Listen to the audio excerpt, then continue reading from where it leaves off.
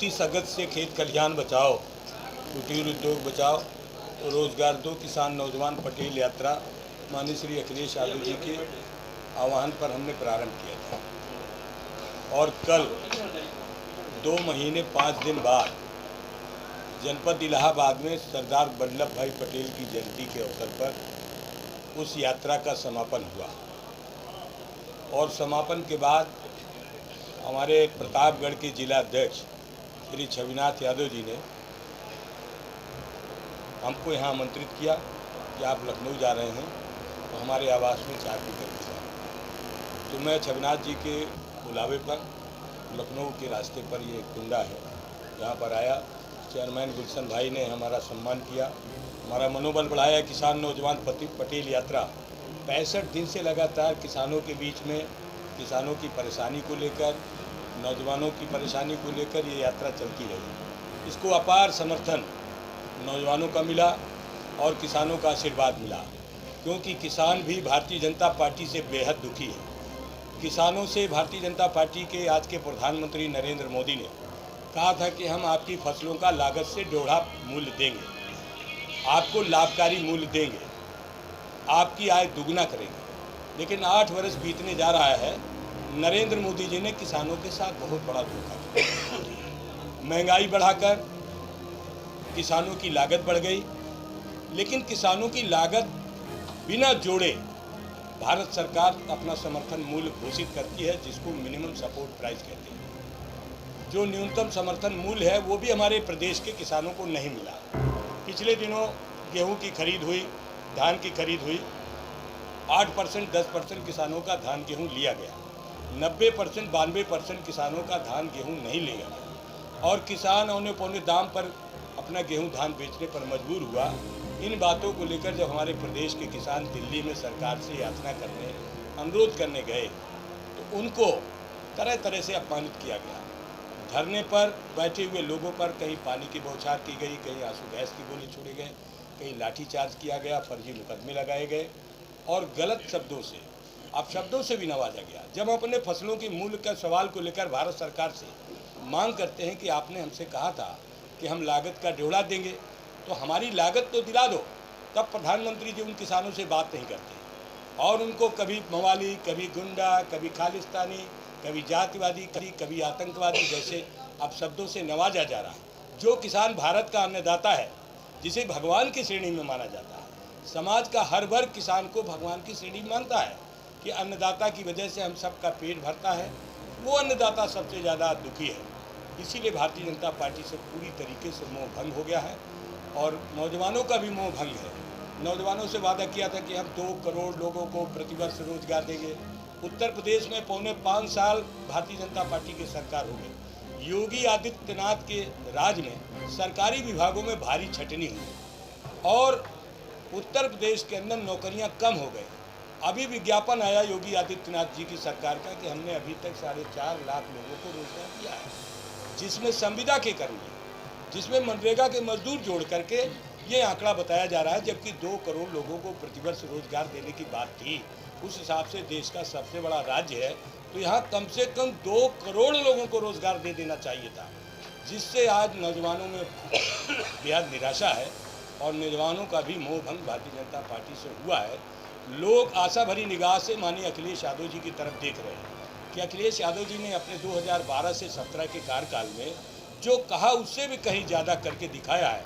लोगों का भरोसा अखिलेश यादव जी की तरफ बढ़ा है कि Akhilesh Yadav is better than Bharatiya Janata party. इसलिए इस किसान नौजवान पटेल यात्रा का भारी समर्थन मिला है।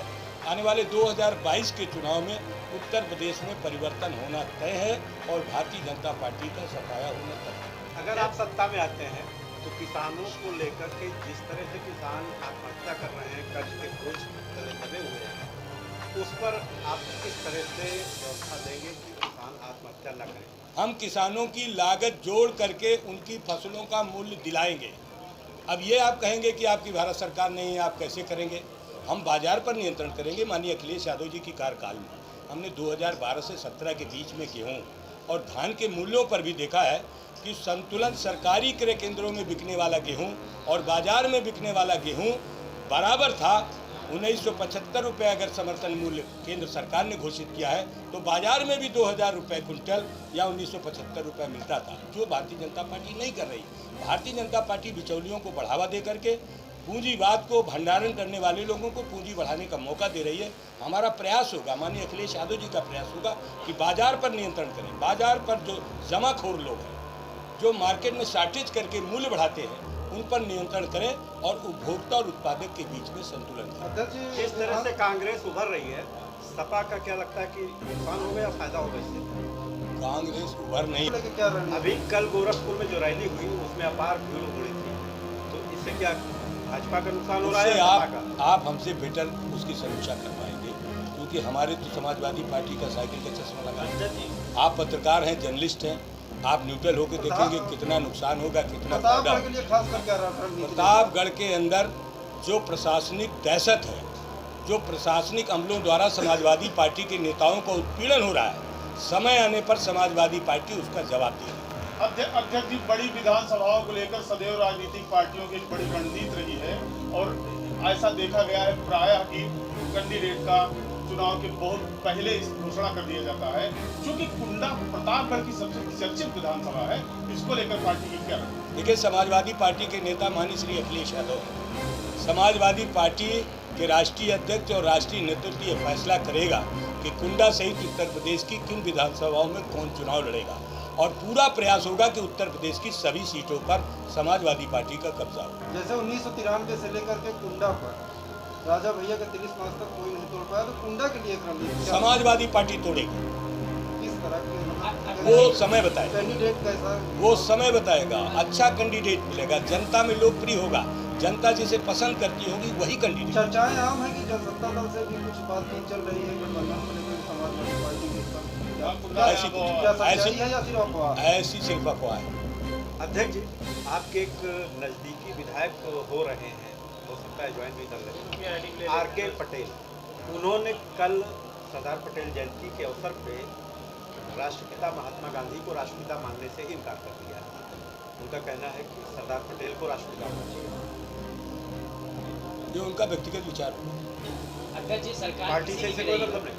सरकार किसी की भी रही हो, कुंडा वालों ने अपने आप को ठगा महसूस किया, चाहे वो समाजवादी की रही हो या बसपा की या किसी की भी सरकार रही हो। तो इस बार अगर 2022 में अगर सरकार आती है तो कुंडा वालों को क्या सौगात मिलेगा? क्योंकि यहाँ पे इंजीनियरिंग कॉलेज ना है, ना मेडिकल कॉलेज है, ना खेल का मैदान है, ना यहाँ पे कोई भी सुख सुविधाएं नहीं पे है। तो बताइए कि क्या सौगात आप देना चाहेंगे कुंडा वालों को अगर 2022 में आपकी सरकार आती है तो? देखिए, कुंडा हो या प्रतापगढ़ हो, उत्तर प्रदेश में जब माननीय अखिलेश यादव जी सरकार के मुखिया होंगे तो निश्चित रूप से उनका सोच सबसे बड़ा डेवलपमेंट का है। प्रदेश का, देश का, जिलों का, विधानसभाओं का सर्वांगीण विकास करना, शिक्षा को बल देना, चिकित्सा को बल देना समाजवादी पार्टी की प्रथम वरीयता है। हम पूरी कोशिश करेंगे प्रतापगढ़ जनपद को पूरी तरीके से विकसित करें, शिक्षित करें और स्वस्थ करें। अलग से